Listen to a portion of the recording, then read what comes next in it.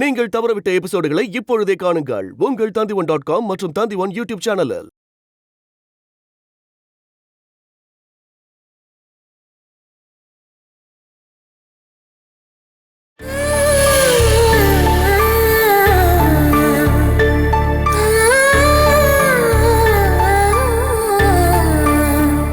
அம்மா இங்க பாருங்க, நம்ம வினு வந்துட்டான்.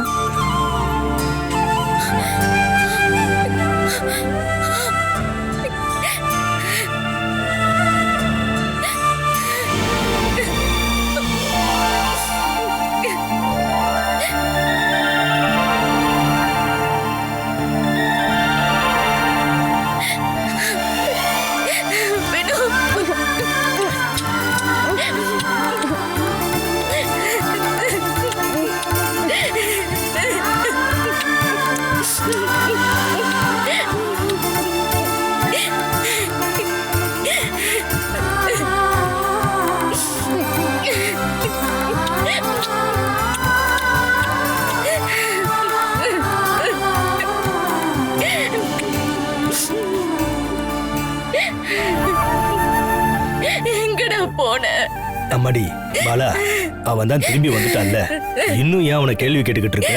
போமா, அவன் பசியில இருப்பான், அவனுக்கு வயிறார சாப்பாடு போடுமா. அம்மா உன்னை எதுக்குமே அடிக்க மாட்டேன்டா, திட்டவும் மாட்டேன்.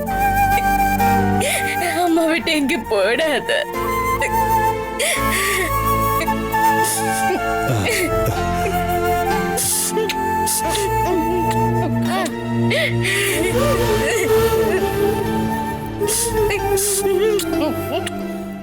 பாத்தியா வினுக்கண்ணா, நீ என்கிட்ட என்ன சொன்ன? அம்மாக்கு என் மேல பாசம் இல்லைன்னு தானே சொன்ன. இப்ப பாத்தியா, உன்னை பார்க்காம 2 பேரும் மனசுடைஞ்சு போய் உக்காந்துருக்காங்க. இப்பவாவது உனக்கு புரிஞ்சிருச்சுல்ல?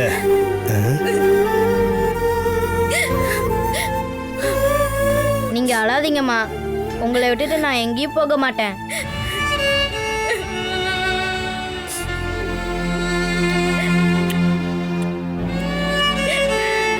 இங்க பாருமா, இவனை கொண்டு வந்து இங்க ஒப்படைக்கலான்னு தான் நான் வந்தேன். சாயந்தரத்துக்குள்ள நான் என் வீட்டுக்கு நான் போகணும்.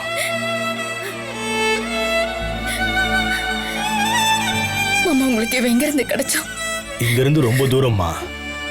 நம்ம பண்ண புண்ணியத்துல என் கண்ணுல பட்டுட்டா. இவன் ஒரு இடத்துல இருக்கா, நாங்க தேடி போனோம். நாங்க போன சமயத்துல இவன் அங்கிருந்து ஓடி போயிட்டான். எது எப்படியோ, எந்த ஒரு ஆபத்து இல்லாம அவன் நமக்கு திரும்ப கிடைச்சிட்டான்ல. கொஞ்ச நாளைக்கு அலைஞ்சி திரிஞ்சதுல சோர்வாதான் இருப்பான். நல்லா குளிக்க வச்சுட்டு வயிறு நிறைய சாப்பாடை போட்டு படுக்க வைமா. நான் இப்ப போயிட்டு நாளைக்கு வரேம்மா. தாத்தா வந்து பாட்டிய பாருங்க. அத்தை இங்கதான் இருக்காங்க. வினு சொன்னா. வாங்க தாத்தா, பார்த்துட்டு போலாம் வாங்க.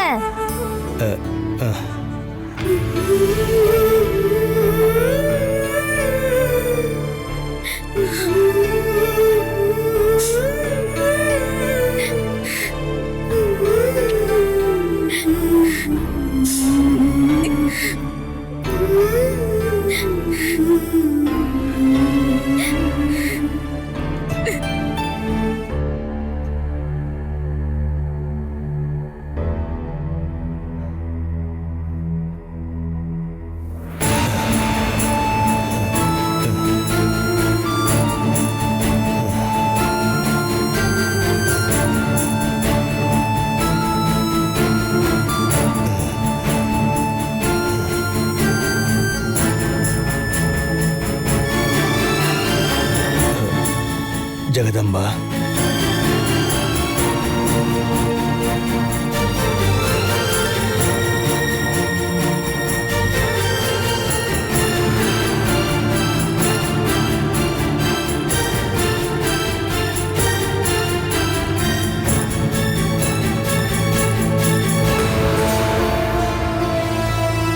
தீர்த்த யாத்திரைக்கு போன நீங்க கைலாசம் போய் சேர்ந்து சன்னியாசியா இருப்பீங்கன்னு நினைச்சேன். நீங்க என்னடானா ஒரு குட்டி சாதனை கூட்டிட்டு வந்திருக்கீங்க.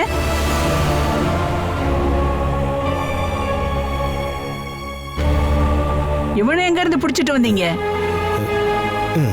கடவுள் தான் என் கண்ணுல பட வச்சிருக்காரு. ஓ, அவ்வளவு சீக்கிரம் பல சித்திகளை செய்யற சக்தி உங்களுக்கு கிடைச்சிருச்சா? சொல்லாம கொள்ளாம எங்கட ஊர் சுத்த போன? அத்தை இவன் கிட்ட கோவப்படாதீங்க. இவன் திரும்ப கிடைக்கணுமேனு கடவுள்கிட்ட கண்ணீர் விட்டு அழுததுனாலதான் இவன் எனக்கு திரும்ப கிடைச்சிருக்கான். இவனை பார்க்காம தான் நீ பைத்தியக்காரி மாதிரி உளறிட்டு தெரிஞ்சியா? நான் நினைச்சேன் வேணுக்கு வர மன ரீதியான வியாதி உனக்கும் தொத்திக்குச்சோன்னு நினைச்சேன். இவன் மட்டும் கிடைக்கலனா ஒருவேளை அப்படிதான் நடந்திருக்கும்.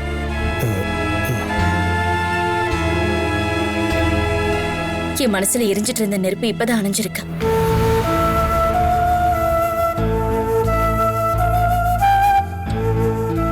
பாப்பா, நான் உனக்கு குளிப்பாட்டி விடுறேன்.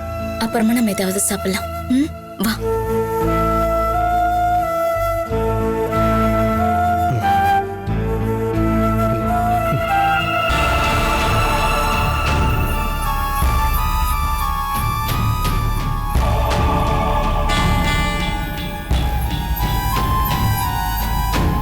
முட்டை கண்ணை வச்சு எப்படி முறைக்கிறான்?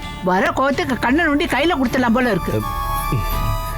நீ பாலா வீட்டில தான் தங்கியிருக்கன்னு தெரிஞ்சதும் அது இந்த உலகத்திலேயே 8வது அதிசயம்னு தான் நான் நினைச்சுக்கிட்டு இருந்தேன். கீரியும் பாம்பும் ஒன்னா சேர்ந்து வாழன்னு எப்படி நினைச்சு பார்க்க முடியும்? நான் ஒண்ணு அவ காலில் விழுந்து இங்க வரல. இவ தான் அந்த வீட்டுக்கு வந்து என்ன கட்டாயப்படுத்தி இங்க கூட்டிட்டு வந்தா. அப்ப இருந்த நிலைமையில நானும் இவ கூட வந்துட்டேன். அதுக்காக நான் ஒண்ணு இந்த வீட்டுல அவ அடிமையா வாழல. இவ்வளவு நடந்தும் கூட நீ கொஞ்சம் கூட திருந்தவே இல்லையா ஜெகதம்பா? நான் சாகிற வரைக்கும் என் குணம் இப்படியே தான் இருக்கும். நான் இங்க இருந்து நம்ம வீட்டுக்கு போறதுக்கான ஆரோக்கியத்தை ரெடி பண்ணிக்கிட்டு இருக்கேன். அங்க ஒரு மகாராணி இருக்கால ஆஷா, அவளை முதல்ல அங்க இருந்து அடிச்சு துரத்தணும். அதுக்கு ஏத்த ஒரு ஆள் என் கூட வேணும். என்னால இனிமே யாரு கூட சண்டை போட முடியாதுமா. எப்படியாவது ஒரு 2 வருஷம் தாக்கு பிடிச்சோன்னா வேணும் வெளியே வந்துருவான். அங்கிருந்து எல்லாத்தையும் அடிச்சு துரத்த அவன் மட்டும் என் கூட இருந்தா போதும். அது வரைக்கும் எந்த கஷ்டம் வந்தாலும் சரி, அது எல்லாத்தையும் சகிச்சுக்கிட்டு நான் இங்கே இருந்துருவேன். வேணும் வரட்டும், அவனை தான் எதிர்பார்த்து காத்துக்கிட்டு இருக்கேன்.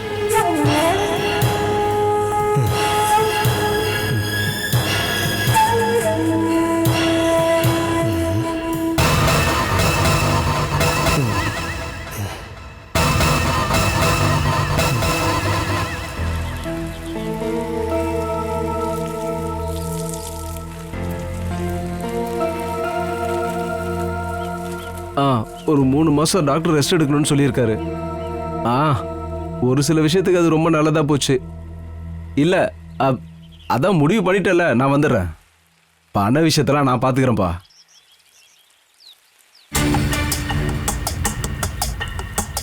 நான் அப்புறமா கூப்பிடுறேன். இங்க ஒரு ஆள் வந்திருக்காங்க.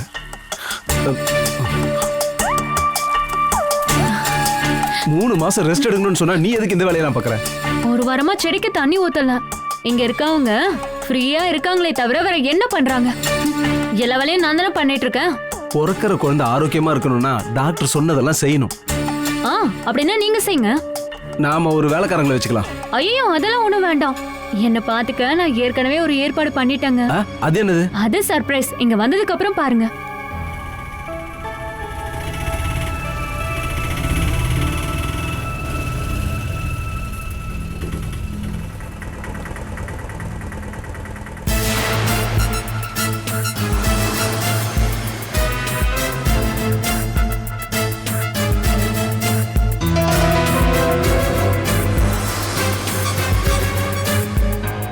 அடா ஆஷா, உங்க அம்மா வந்திருக்காங்க. ஆஷாமா, அம்மா போய் கொடு.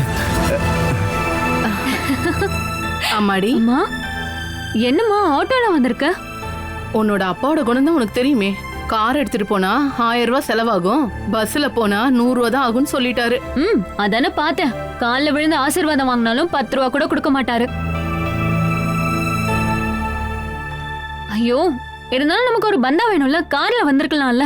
இன்னும் நிறைய நேரம் இருக்குல்ல. எவ்வளவு ஆச்சுப்பா? அது நான் கொடுக்குறேன். நான் வந்த ஆட்டோ தானே, நானே கொடுக்குறேன் மாப்பிள்ள. அம்மா என்னென்னமோ வாங்கிட்டு வந்திருக்காங்க. பாக்கி நீங்களே வச்சுக்கோங்க. அதெல்லாம் நான் எடுத்துக்கிறேன். எவ்வளவு வெயிட்டா இருக்கு. இவரோட அண்ணனும் அண்ணியும் நல்ல வேலை இப்ப இல்ல. இல்லனா புருஷனும் பொண்டாட்டியும் இப்படி ஆட்டோல வந்திருக்காங்கன்னு கிண்டல் பண்ணுவாங்க. இனிமே கார்லயே வரமா? நம்ம கெத்தா வந்தாதான் நம்மள மதிப்பாங்கம்மா. இதெல்லாம் சொல்லி என்ன பிரயோஜனம்? அத்தை, நீங்க வருவீங்கன்னு நான் சுத்தமா எதிர்பார்க்கல. நீங்க ஹாஸ்பிட்டல்ல இருக்கும் போதே என்ன கூப்பிட்டு இருந்தா. டாக்டர் உங்களை ரெஸ்ட் எடுக்கணும்னு சொன்னதையும் சொன்னா. 2 பேரையும் வாங்கன்னு சொன்னா அவ கேட்டா தானே. என்னால என் வீட்டுக்கார தனியா விட்டுட்டு வர முடியாதுமா. 10 மாசம் சுமந்தா அம்மாவை பிரியறது உனக்கு பெருசா தெரியல, புருஷனை பிரியறது அவ்வளவு கஷ்டமா இருக்கா?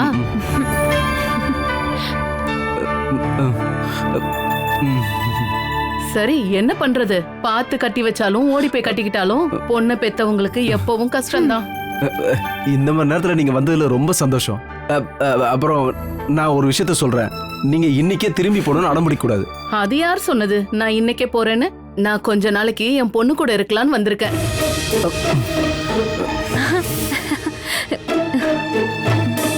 நீ வா ஆஷா, உங்ககிட்ட நிறைய பேசணும். பெட்டி நான் எடுத்துட்டு வரேன், நீங்க உள்ள போங்க.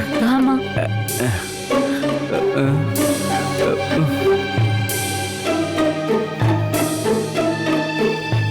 இப்போ இந்த டார்ச்சரையும் சேர்த்து நான் அனுபவிக்கிறேன் போல இருக்கே.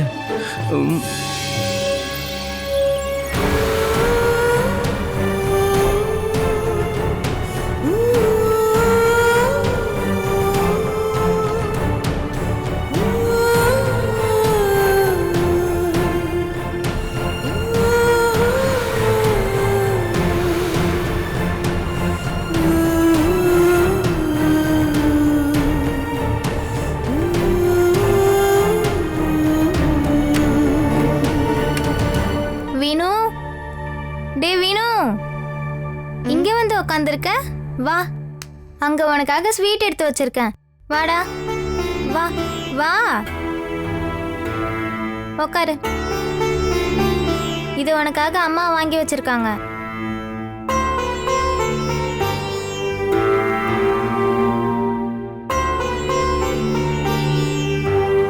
வினு, இந்தப்பா முதல்ல இதை குடி, ஹார்லிக்ஸ் கலந்த பாலை. எனக்கு ஸ்ட்ராங் டீ போதுமா? கொஞ்ச நாளைக்கு நீ டீ எல்லாம் குடிக்க வேண்டாம், உனக்கு டயர்ட்னஸ் எல்லாம் போகட்டும்டா. எங்கெல்லாமோ போய் அலைஞ்சு தெரிஞ்சு நீ பட்னி கிடந்து வந்திருக்கல்ல. இந்தா, இது உனக்காக தான் அம்மா வாங்கி வச்சிருக்காங்க. நான் ஒன்றும் அங்கே பட்னியாலாம் இல்லை. உன் கூட ஒருத்தர் இருந்தான்னு சொன்னியே, அந்த பையன் யாரு? அவன் யாருன்னு எனக்கு தெரியாது. அவன் எனக்கு சாப்பிட சாப்பாடு கூட வாங்கி கொடுத்தான். அங்க படுத்து தூங்க கட்டில் கிடையாது, தரையில் தான் படுத்து தூங்கணும். நாங்க உன்னை கூட்டிட்டு வரதுக்காக வரேன்னு தெரிஞ்சிருந்தும் கூட நீ எதுக்காக அங்கிருந்து ஒண்ணு?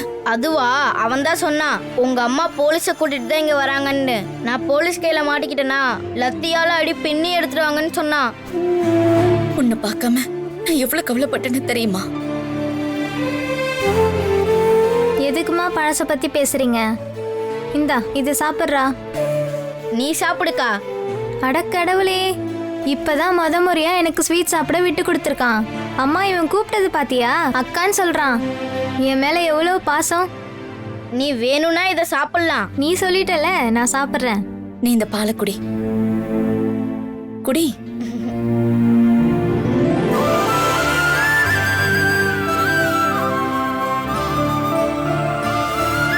குட் பாய்.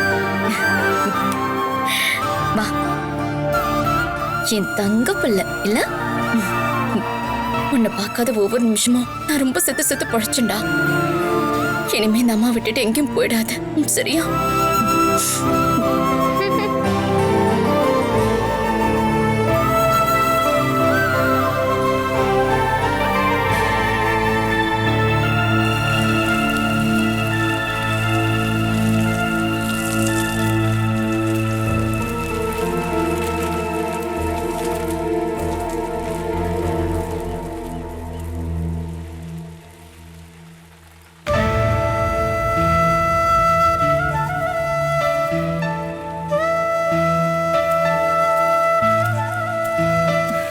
ஏமா ஆஷா, இந்த மாதிரி நேரத்துல கஷ்டமான வேலை செய்யாதுன்னு சொல்லியிருக்கேன்ல, அதை எப்படி கொடு.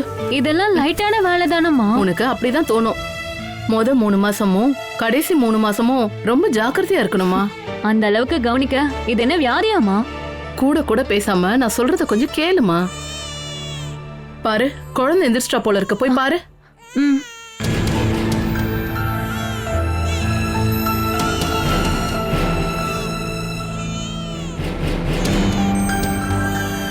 வீட்ல ஒரு வேலை செய்ய விடாம மகாராணி மாதிரி பாத்துக்கிட்டு இருந்தேன். இப்போ வீட்ல தனியாலாம் எல்லா வேலையும் பாத்துட்டு இருக்கா. எல்லாம் விதி.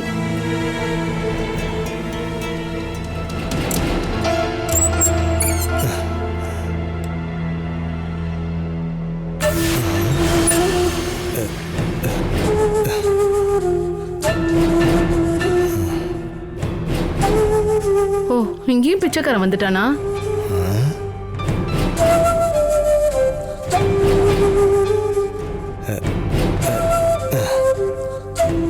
அது நீங்க யாருன்னு தெரிஞ்சுக்கலாமா? எனக்கு நல்லா தெரிஞ்சிருச்சு. நீ சன்னியாசின்னு காட்டுறதுக்காக காவி ட்ரெஸ் போட்டுக்கிட்டு ஊர் ஊரா பிச்சை எடுக்கிறவன் தானே?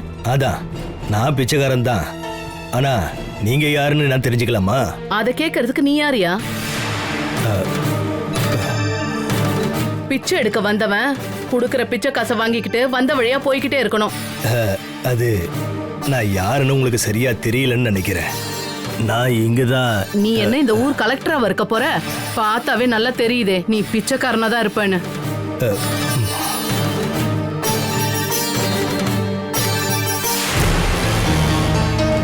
அப்பாவி மாதிரி நடிக்கிற உன் முகத்தை பார்த்தாலே தெரியுதே நீ திமிர் புடிச்சவன்னு. இந்த வீட்ல இருந்து ஒரு 5 பைசா தர விட மாட்டேன்.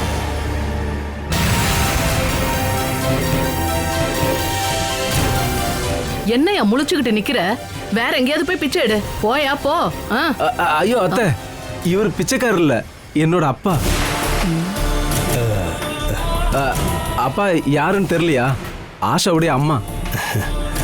நானும் நினைச்சேன். இந்த ட்ரெஸ்ல பார்த்ததும் நான் தான் தப்பா புரிஞ்சுக்கிட்டேன். நீங்க தப்பா புரிஞ்சுக்கிட்டத பத்தி நான் தப்பா சொல்லலைங்க. என் பொண்டாட்டி பிள்ளைங்களுக்கும் கூட நான் ஒரு பிச்சைக்காரன் தான்மா. எதுக்கும் உதவாதவன்.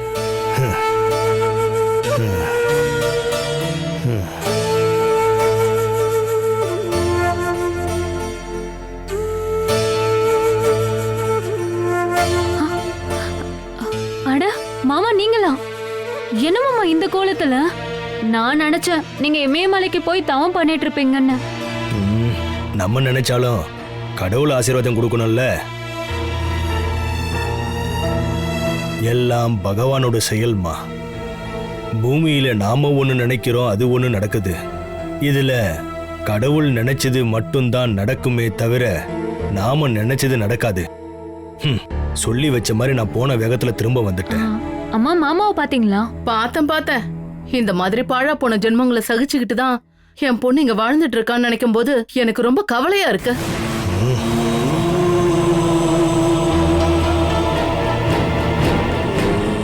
நீங்க அப்படிலாம் பார்க்காதீங்க மாப்பிள்ள. கஷ்டப்பட்டு வாழணும்னு இவளுக்கு தலையெழுத்து இல்ல.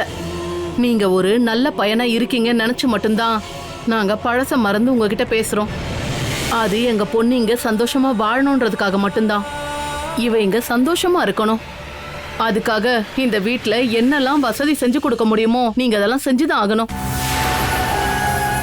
அவர் என்ன நல்லா தான் பாத்துக்கிறாருமா? அது எனக்கு தெரியும். நான் இன்னும் கொஞ்ச நாளைக்கு இங்கதான் இருக்க போறேன். எல்லா விஷயமும் சரி பண்ணதுக்கு அப்புறம் தான் இங்க இருந்து போவேன்.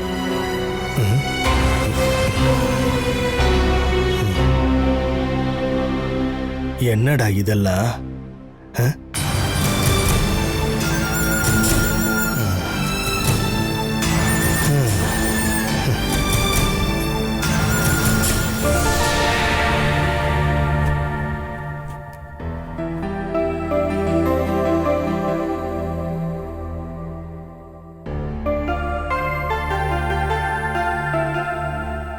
நீ என்னம்மா கீழே பெட்ஷீட் விரிச்சிருக்க? நான் படுக்கிறதுக்காகமா? வினு உங்க கூட நிம்மதியா படுத்து தூங்கட்டும். நான் இல்லைன்னா அவன் கை கால் நீட்டிட்டு நிம்மதியா தூங்குவான்ல. முன்னாடி இருந்த மாதிரியே நீங்க படுக்கலாம்க்கா. நான் இனிமேல் உன் கூட சண்டைலாம் போட மாட்டேன். வீட்டு விட்டு வெளியில போனதுக்கு அப்புறம் தான் வீட்டாளுங்களுடைய வேல்யூ என்னன்னு புரிஞ்சிருக்கு. சரி, நீங்க படுங்க, நான் பாத்திரம் கழுவி வச்சுட்டு வரேன். நீங்க படுத்துக்கக்கா. நீ சர்க்கஸ் பண்றேன்னு கை கால் உடஞ்சிரு போகுது. என்னை பத்தி இன்னும் உனக்கு சரியா தெரியலக்கா. நீ அங்க இருந்தப்ப உனக்கு ஒரு ஃப்ரெண்டு கிடைச்சான்னு சொன்னல, அவன் பேர் என்ன? முருகன். என்கிட்ட அவன் ரொம்பவே பாசமா இருந்தான். ஆனா அவன் ஒரு திருடன். அவன் கூட நீ எப்படி சேர்ந்த? நீ இங்க இருந்து அவ்வளவு தூரம் போனதுக்கு அப்புறம் அவனுக்கு பயமா இல்லையா? அங்க போனதுக்கு அப்புறம் தான் எனக்கே தெரியும். அது என்னது? நீ யாருக்கிட்டையும் இதை சொல்லக்கூடாது, சரியா? சொல்ல மாட்டேன், சொல்லு. நான் யாருக்கும் தெரியாம வீட்டை விட்டு ஓடி போகல. பின்ன ஒருத்தன் வண்டியில வந்து என் சைக்கிள் மேலே மோதி என்னை கீழே தள்ளி விட்டுட்டான்.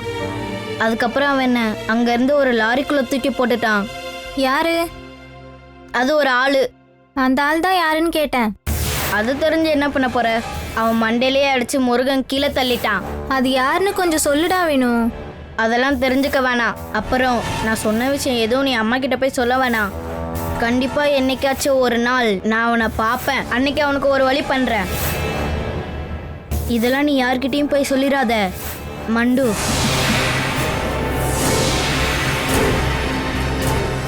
வேடிக்கை பார்க்காம கொஞ்சம் தூங்குடி.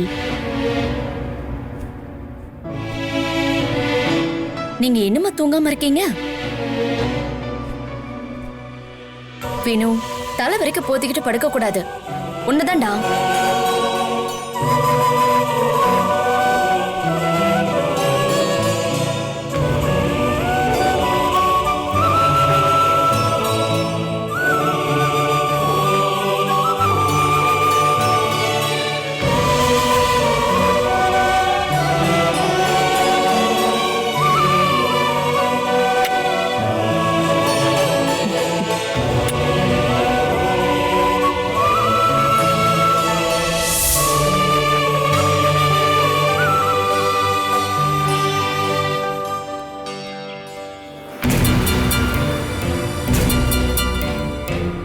குளிச்சு முடிச்சிட்டு வேலைக்கு போறேன்னு சொல்றதுனால எந்த பிரயோஜனமும் இல்ல.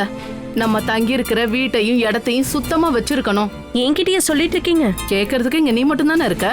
நான் மட்டும் இல்ல, இந்த வீட்டு வாசல்ல உங்க பொண்ணு கிளீன் பண்ணலாம் இல்லையா? கர்ப்பமா இருக்க அவதான் இந்த வீட்டை சுத்தம் பண்ணணுமா? அவ என்ன இந்த வீட்டு வேலைக்காரியா என்ன? இந்த உலகத்திலே உங்க பொண்ணுதான் முதல்ல கர்ப்பமா இருக்கல என்ன? அப்படின்னா அழகி போட்டியில கிடைக்கிற கிரீடத்தை வச்சுக்கிட்டு 2 ரிப்பனை கட்டிக்கிட்டு மேல தாளத்தோட ஊர் முழுக்க சுத்தி வர சொல்லுங்க. அவதான் இந்த சேத்துக்குள்ள வந்து மாட்டிக்கிட்டா. இல்லனா அவளை தூக்கி வச்சு கொண்டாடி இருப்போம்.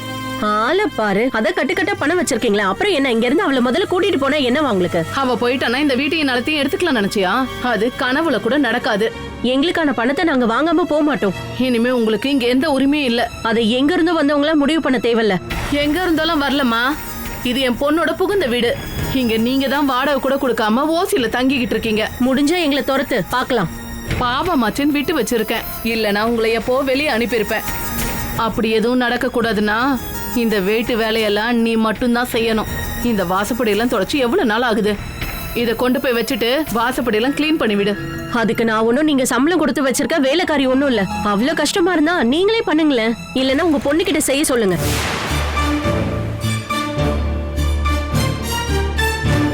அதான் அவளுக்கு முடியலன்னு சொல்றேன்ல. வேலை செய்யாம இருக்கிறதாலதான் அவன் உடம்புக்கு முடியல. கர்ப்பமா இருக்கிற பொண்ணோட வலியும் வேதனையும் என்னன்னு இது வரைக்கும் புள்ளையே பெத்துக்காத உனக்கெல்லாம் அது தெரியாதுடி.